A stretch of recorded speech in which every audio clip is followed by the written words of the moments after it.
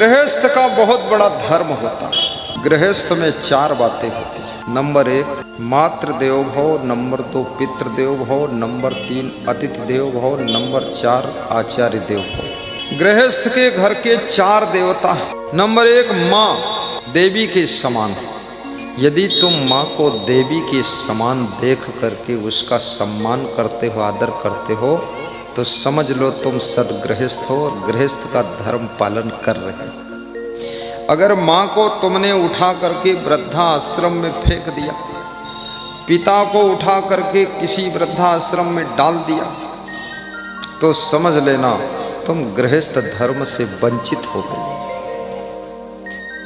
दूसरा धर्म है पितृदेवो भव, पिता देवता के समान। इसलिए माता पिता, जब से तुम माता पिता बन जाओ तब से थोड़ा थोड़ा गुण लक्षण देवी देवता के भी तुम में आना चाहिए। और माता पिता बन गए और फिर भी राक्षसी प्रवृत्ति, दानव प्रवृत्ति, ना खान पान सुधरा, ना वाणी वचन सुधरा, ना नशा व्यसन छोड़ा, तो कैसे माँ को देवी के रूप में देखा जाए, कैसे पिता में देवता का दर्शन किया जाए।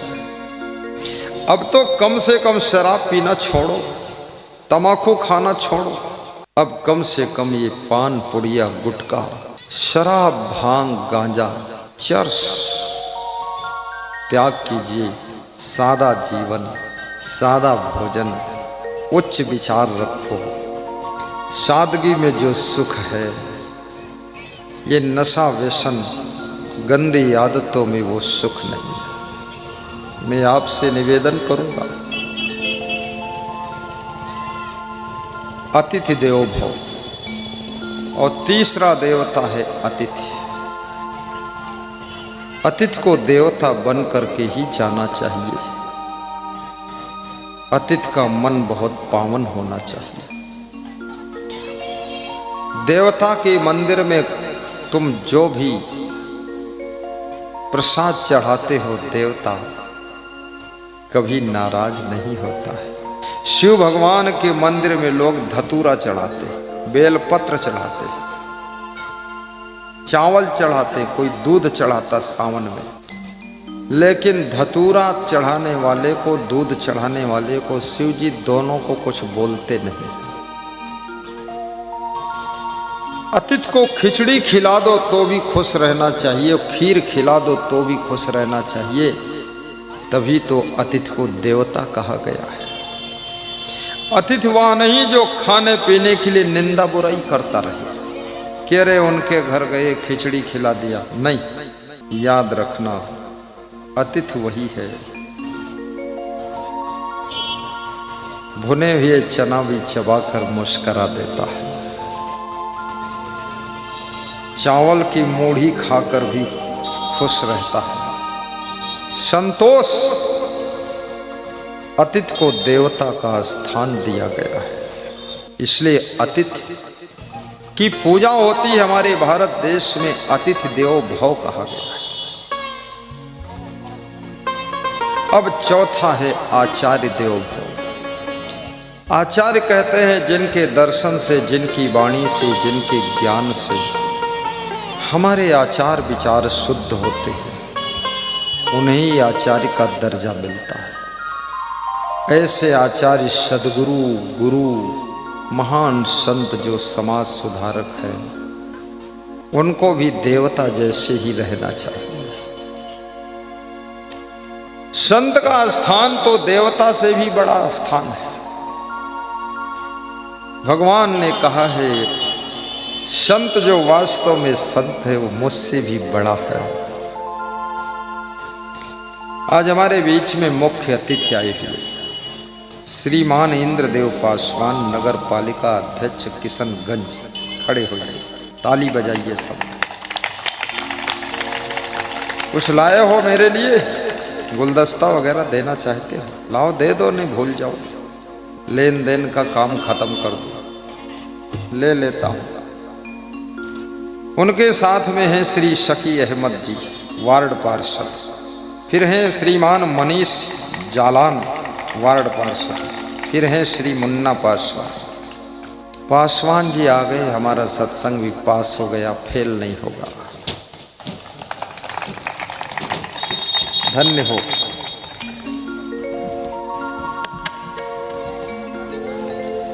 देखो इंद्रदेव नाम भी अच्छा है। जिस दिन मैं आया था यहाँ 8 तारीख को रात में इंद्रदेव आए थे वर्षा करने। आज 10 तारीख को इंद्रदेव आए हैं व्यवस्था करने कि और जो कमी हो रही हो तो इंद्रदेव ये आए हैं कि मैं नगर पालिका अध्यक्ष हूँ, मैं इस कमी को पूरा कर दूंगा। और मैं तो चाहूँगा, मेरा भगत कहाँ है वो, आजा बेटा। दोनों भुवन दिलीप, ताली नहीं बजाओगे अगली बार, ना ये इंद्रदेव आएंगे ना वो इंद्रदेव आएंगे। कितना सुंदर गुलदस्ता।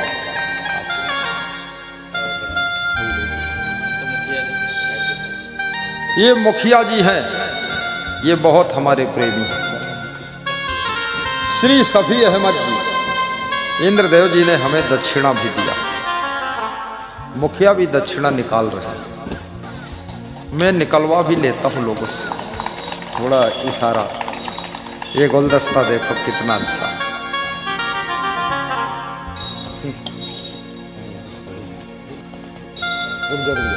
दोनों को बैज लगाया गया है। आओ इधर आओ, मुन्ना मान जा मुन्ना। साहेब बंदगी, प्रेम तो करना पड़ेगा ना, बहुत प्रेम है तभी तो आए हैं, नहीं तो लोग आते कहाँ। अब नगर पालिका अध्यक्ष हैं, किशनगंज वालों ने उनको चुना है, नगर के प्रमुख पद पर बिठाया है, तो हमारे लिए भी वो अभी सम्माननीय है। और इस प्रोग्राम में ये दिलीप मुख्य आयोजक है, देख लो उसको। दिलीप इधर आओ, ये मुख्य आयोजक। माला पहना दो, पहना दो। हाँ हाँ, ये वो भुवन इनको सभी को पहना दो। अब ये माला घर तक ले जाना, निकालना मत। जय हो। मुन्ना को रहने दो, मुन्ना हमारे साथ रहेगा। हाँ। ताली बजा दिया, आशीर्वाद। जाइए बैठिए, और ये दिलीप को सहयोग दे देना दोनों लोग, ठीक, ताकि पैसा वैसा कम ना पड़े। चुप्पे से पूछ लेना। बार में बार सतगुरु दर्शन दीजो आवीने, बार में बार सतगुरु दर्शन दीजो आवीने, दर्शन दीजो आवीने प्रभु दर्शन दीजो आवीने, दर्शन दीजो आवीने प्रभु दर्शन दीजो आवीने। सतगुरु दर्शन दीजो आवीने, बार में बार सतगुरु दर्शन दीजो आवीने। वंदन करिए सतगुरु तमने शीश नमावीने, वंदन करिए सतगुरु तमने शीश नवावीने, तमने शीश नमावीने प्रभु तमने शीश नमावीने, तमने शीश नवावीने प्रभु तमने शीश नवावीने। बार में बार सतगुरु दर्शन दीजो आवीने, बार में बार सतगुरु दर्शन दीजो आवीने, बार में बार सतगुरु दर्शन दीजो आवीने, बार में बार सतगुरु दर्शन दीजो आवीने। आज हमारा भाग्य जाग्या आप आमने दर्शन आप्या, आज हमारा भाग्य जाग्या आप, आज हमारा भाग्य जाग्या आप आमने दर्शन आप्या। एवा मोहजित अमन स्थाप्या, एवा मोहजित अमन स्थाप्या। शोभा भक्ति के रो साज सजावीने, शोभा भक्ति के रो साज सजावीने। वंदन करिए शीश नवावीने वंदन करिए सतगुरु तमने शीश नवावीने तमने शीश नवावीने प्रभु तमने शीश नवावीने तमने शीश नवावीने प्रभु तमने शीश नवावीने बार में बार सतगुरु दर्शन जो आवीने बहुत सुंदर बार में बार सतगुरु दर्शन जो आवीने बार में बार सतगुरु दर्शन दीजो आवीने बार में बार सतगुरु दर्शन दीजो आवीने बार में बार सतगुरु दर्शन दीजो आवीने बार में बार सतगुरु दर्शन दीजो आवीने दर्शन दीजो आवीने प्रभु दर्शन दीजो आवीने दर्शन दीजो आवीने गुरु दर्शन दीजो आवीने बार में बार सतगुरु दर्शन दीजो आवीने बार में बार सतगुरु दर्शन दीजो आवीने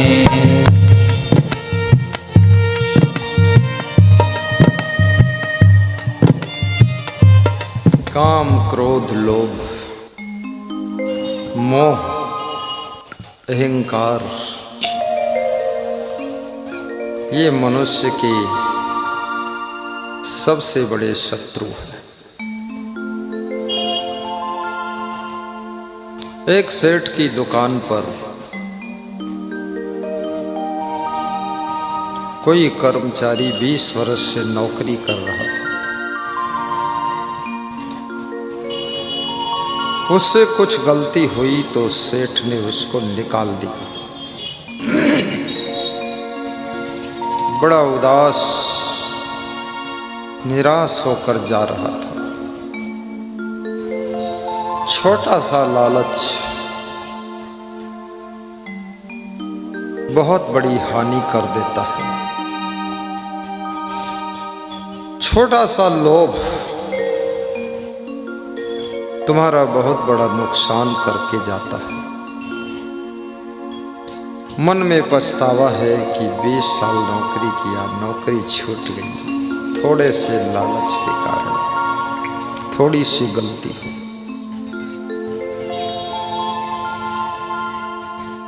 जिंदगी संवारने में 50 वर्ष लग जाते हैं और जिंदगी डिस्टर्ब होने में केवल 1 मिनट चूक जाओ तुम जिंदगी डिस्टर्ब हो जाती है। रिश्तों को निभाने में जिंदगी पूरी बीत जाती है, लेकिन थोड़ा सा चूक जाओ तो रिश्ते टूट जाते हैं। रिश्ते ऐसे हैं जैसे कच्चे धागे। कच्चा धागा नहीं टूटा ये आश्चर्य है, वो टूट गया तो कोई आश्चर्य है। जैसे कच्चे धागे को टूटने से बचाने के लिए सतत सावधान रहना पड़ता है। ऐसे चाहे मित्र मित्र का रिश्ता हो, या ससुर दामाद का रिश्ता हो, या पति पत्नी का रिश्ता हो, या सास बहू का रिश्ता हो, भाई भाई का रिश्ता हो, रिश्ता कच्चा धागा है। इसको संभालने में निरंतर सावधान रहना पड़ता है। जरा सा चूक गए रिश्तों का कच्चा धागा टूट जाता है।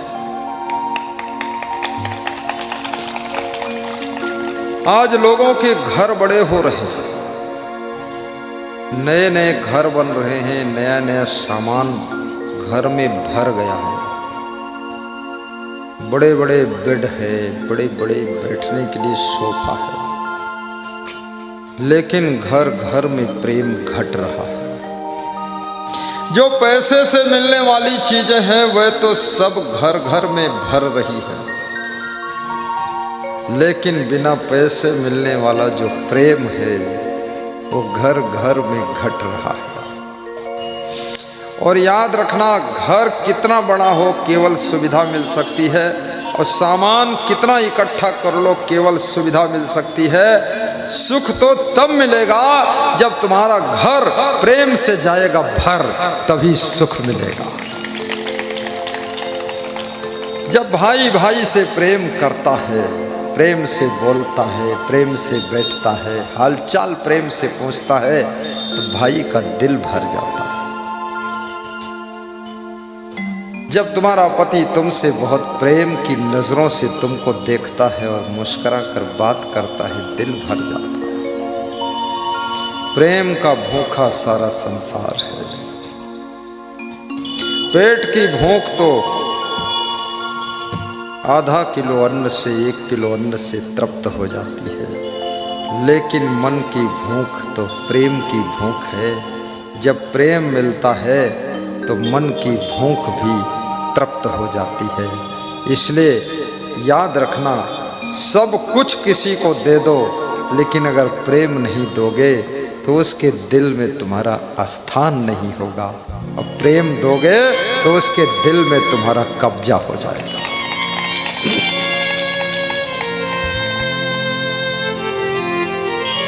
प्रेम विहीन रिश्ते ढोना पड़ता है, प्रेम विहीन रिश्ते बोझा बन जाते हैं। लेकिन जिन रिश्तों में प्रेम का रस टपकता रहता है, वे रिश्ते पूजा बन जाते हैं, वे रिश्ते पूजा बन जाते हैं। याद रखना, प्रेम बाजार में नहीं मिलता है, प्रेम पैसे से नहीं मिलता है, प्रेम उधार में नहीं मिलता है, प्रेम जबरदस्ती नहीं मिलता है, लेकिन प्रेम के बिना सुख और आनंद भी नहीं मिलता है। प्रेम तो फ्री मिलता है। इसलिए सुख, अमीर अगर सोचता है पैसे से सुख खरीद लूंगा, कभी नहीं। और गरीब अगर सोचता मेरे पास पैसा नहीं इसलिए मैं दुखी हूं, कभी नहीं। ऐसा गलत सोच रहे हैं आप। गरीब को सुविधा कम मिल सकती है, अमीर को सुविधा ज्यादा मिल सकती है। अमीर का मकान करोड़ों का हो सकता है, गरीब का मकान लाखों का हो सकता है। अमीर की खाट 10 लाख की हो सकती, गरीब की खाट 10,000 की हो सकती है। लेकिन याद रखना, जो सुख है उसका रिश्ता न मकान से है न दुकान से है, उसका रिश्ता तो पवित्र प्रेम से होता है। इसलिए आपस में प्रेम बढ़ाइए। जिस पति को बहुत प्रेम मिलता है वो पति थकता नहीं, रुकता नहीं, दुखी होता नहीं। प्रेम बहुत बड़ी शक्ति है। प्रेम में मेहनत करने का भी बहुत मन होता है। आज अगर माता पिता इतनी मेहनत कर रहे तो बच्चों के प्रेम में ही तो कर रहे, रात दिन धमाधम धुआंधार कर रहे। एक माता पिता मुझसे रोने लगे, कहने लगे बेटे के लिए बहुत मेहनत किया, लेकिन बेटा हमको छोड़कर भाग गया। कहाँ भाग गया? बोले एक पड़ोस की लड़की को लेकर भाग गया। तो हमने कहा लड़की ने भी तो मेहनत किया होगा भगाने में कुछ। सब मेहनत चल रही है, किसकी मेहनत सफल होगी पता नहीं।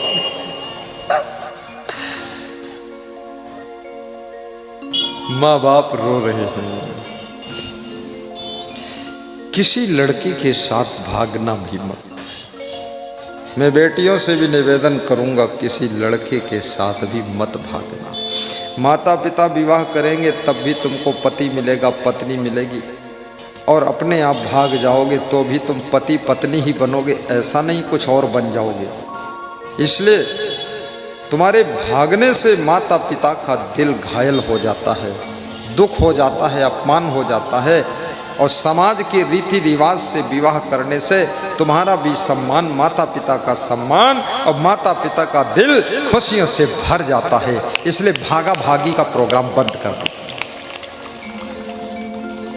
अगर ये भागा भागी करोगे तो अभागा हो जाओगे, अभागा अभागी। और नियम से, रीति रिवाज से विवाह करोगे तो समाज में वाह वाह होगी तुम्हारी। थोड़ा विवेक करना। और जो समाज के रीति रिवाज से विवाह होता है वही विवाह 99% सफल होते हैं, जीवन भर साथ निभाते हैं लोग, 1% कहीं गड़बड़ हो जाते या 0.001%, लेकिन जो भागा भागी वाले प्रोग्राम है ना, इसमें 99% बीत ही में टूट जाते हैं। छुट्टा छुट्टी हो जाती है, छुट्टा छुट्टी हो जाती है, मारा मारी हो जाती है, मुकदमाबाजी हो जाती है, बकवास हो जाती है, क्योंकि खाली चेहरा देखकर भागे थे। और चेहरा तो बिगड़ी जाएगा 10-5 साल में। चेहरा जहाँ बिगड़ा, रिश्ता बिगड़ा, और रिश्ता बिगड़ा तो मुकदमाबाजी शुरू हो गई, तो 50 लाख रुपया साल में देना पड़ता है हर जाना। और पत्नी रोज कहती है कहीं जाकर मर जाना, या तो देकर जाना हर जाना, या हर जाना दे या मर जाना। और पति भी नाराज हो गया तो बोलता है तू यहां मत रहे, अपने घर जाना। तो पत्नी बोलती फिर दे दो हर जाना। तो पति बोलता नहीं दूंगा, तो बोलती तो मर जाना। तो पति बोलता जो कुछ करना वो कर जाना। ये संसार का लफड़ा है।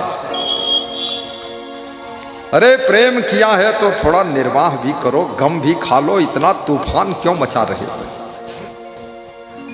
प्रीति करो निर्वाह करो, अनरीति करो अब ही कहना है। इधर पर्दा खुल जाने से लोगों को संतोष हो गया कि कम से कम वहां जगह नहीं, लेकिन यहाँ झांक तो लेंगे बाबा को। पर्दा बंद था इसीलिए उधर हल्ला गुल्ला लड़ाई मची थी कि अंदर अपना सब कुर्सी बैठे, हमका झांका भी नहीं देते। पता नहीं बाबा कैसा आया है, भूत है कि प्रेत है। अब वो भी लोग आनंद ले रहे हैं सड़क से कम से कम। ये खोल देना था, मेरा तो शुरू ही में मन था ये पर्दा लगा दिया, क्योंकि थोड़ा हमको देखेंगे, सुनेंगे, हंसेंगे तो उधर लड़ाई झगड़ा नहीं करेंगे। सोचेंगे अरे बाबा आए, चलो रह दो, आज झगड़ा कल कर लेंगे। अब कल तो कभी आता ही नहीं, झगड़ा हट जाएगा। बस खुल्ला रहने दो, खुल्लम खुल्ला, उल्लम उल्ला। साहेब बन गए। क्या गा रहा था मैं? प्रीति करो निर्वाह करो।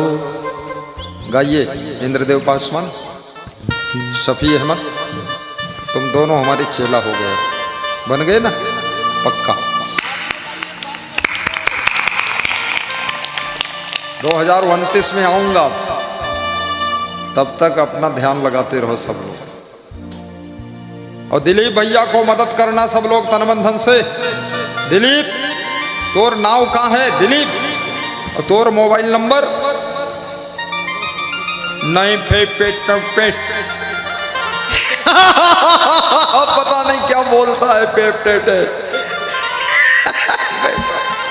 चलो सब हो जाएगा, तुम नंबर 1 लिख लो हमारा नंबर 95 16 26 22 22 पर संपर्क करके दिलीप को सहयोग दे, या कोई दूसरा भी जजमान बन जाना, आयोजक बन जाना, मुख्य प्रोग्राम कर्ता बन जाना। दिलीप सहयोग करेगा, तुम उसमें अगुवा हो जाना।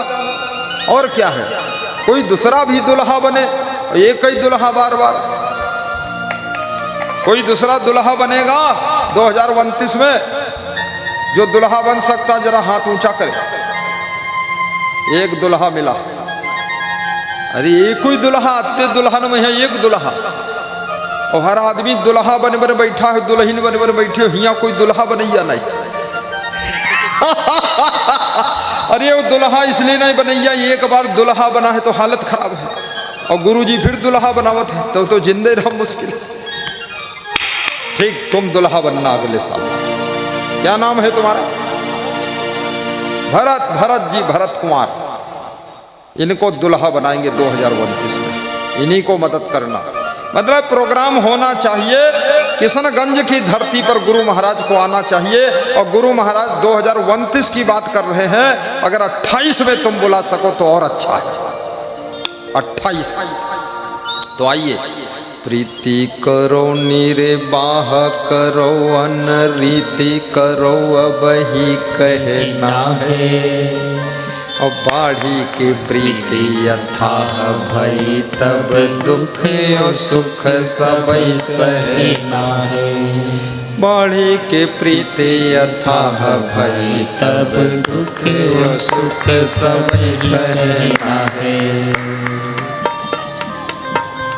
रिश्ता जोड़ा है थोड़ा दुख भी आएगा सह लेना, सुख आएगा भोग लेना, कष्ट होगा गम खा लेना, क्योंकि रिश्ता के बिना भी आनंद नहीं। प्रेम से रिश्तों को निभाना। सदगुरु कबीर साहब कहते हैं, पोथी पढ़ी पढ़ी जग मुआ, पंडित हुआ न कोई, 2.5 अक्षर प्रेम का पढ़े सो पंडित हुआ। तो मैं एक कथा सुना रहा था, थोड़ी देर और सत्संग होगा फिर पूर्ण कर दूंगा। किसी सेठ का कर्मचारी नौकरी से निकाला गया है, उदास और निराश होकर जा रहा है। छोटा सा लालच बड़ी चिंता में ढकेल देता है। कर्मचारी के मन में चिंता हो रही है कि थोड़ा सावधान रहते तो आज नौकरी से निकाले न जाते। दुखी होकर जा रहा है। सामने एक नदी आती है। नदी के पड़ोस में एक बूढ़ा आदमी, फटे लटे कटे चिथड़े कपड़े पहने हुए बुजुर्ग 3 थैले लाद कर जा रहा है। और वो नवयुवक कर्मचारी उदास है।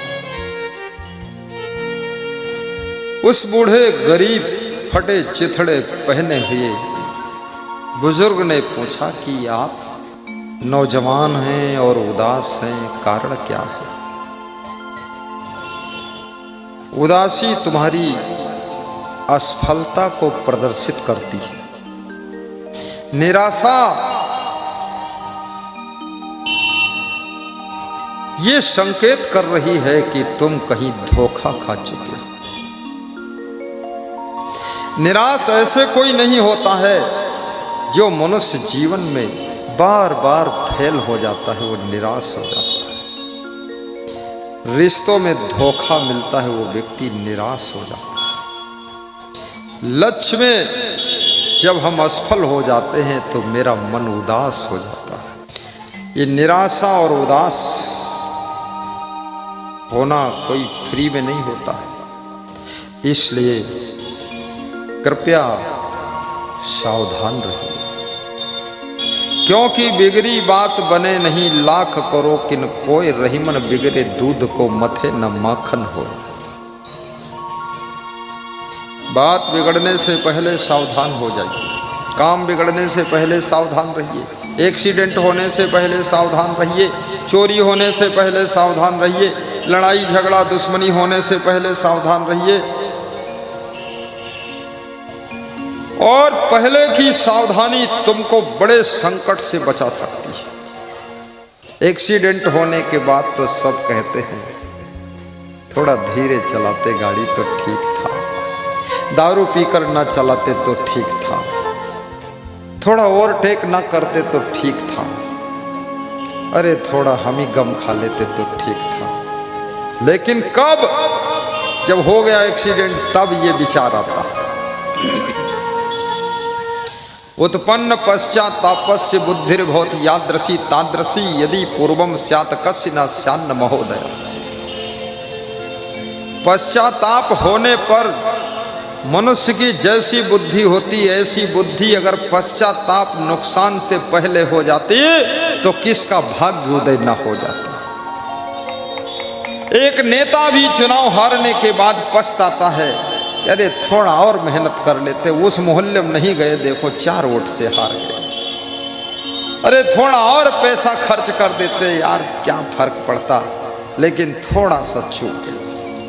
जहां 1 करोड़ खर्च हुआ तो 1.25 करोड़ फेंक देते। कितने नेता लोग बहुत अच्छा है, लेकिन सामने वाला नेता इतना लफंगा है, उल्लुल जुल्लुल काम करता है, तो उसके साथ में तुमको भी वही काम करना पड़ता है। मैं एक प्रदेश में था, छत्तीसगढ़ प्रदेश में, तो एक पार्टी ने होर्डिंग लगा दिए पूरे देश के अंदर, प्रदेश के अंदर की मेरी सरकार आएगी तो 2 रुपया किलो चावल दूंगा। दूसरी पार्टी ने दूसरे दिन पूरा होर्डिंग लगा दिया कि मेरी सरकार आएगी तो 1 रुपये किलो दूंगा। फिर वो पहली वाली पार्टी ने चौथे दिन होर्डिंग लगा दिया कि मेरी सरकार अगर तुम लोग लाओगे तो 50 पैसा प्रति किलो चावल दूंगा। तो फिर उस पार्टी ने लगा दिया होर्डिंग, अरे मेरी सरकार आएगी, इनकी ऐसी की तैसी मैं फ्री में दूंगा। चलो बात खत्म कर। तब अगला होर्डिंग कोई नहीं लगा, उसको लगा देना चाहिए, तेरे घर में भात बनाकर खिलाऊंगा उल्लू आदमी। सब चंडाली का चुनाव। इसलिए राजनीति बहुत कठिन हो चुकी है। राजनीति के पथ पर चलने वालों को बहुत जल्दी शुगर की बीमारी हो जाती है, सब नींद हराम हो जाती है। बहुत कुछ करने के बाद भी लोग धोखा देते हैं, झूठ बोलते हैं, तो नेता का दिल भी घायल हो जाता है कि अब क्या करूं। तो याद रखना, 100 में 50% नेता समाज सेवा के लिए राजनीति का रास्ता चुनते हैं। उनका कोई स्वार्थ नहीं होता है। वह समाज की दुर्दशा देख करके, बिगड़ी हुई व्यवस्था को देख करके उनके मन की करुणा प्रवाहित होती है कि मैं अगर नगर पालिका अध्यक्ष बन जाऊं, मैं विधायक बनूं, मिनिस्टर बनूं, मैं मुख्यमंत्री बनूं, तो ये समाज की बिगड़ी हुई अस्त व्यस्त व्यवस्था को मैं सुधारूंगा। इसलिए वह इस झंझट में पड़ते हैं, नहीं तो उनका झंझट में पड़ने का मन ही नहीं।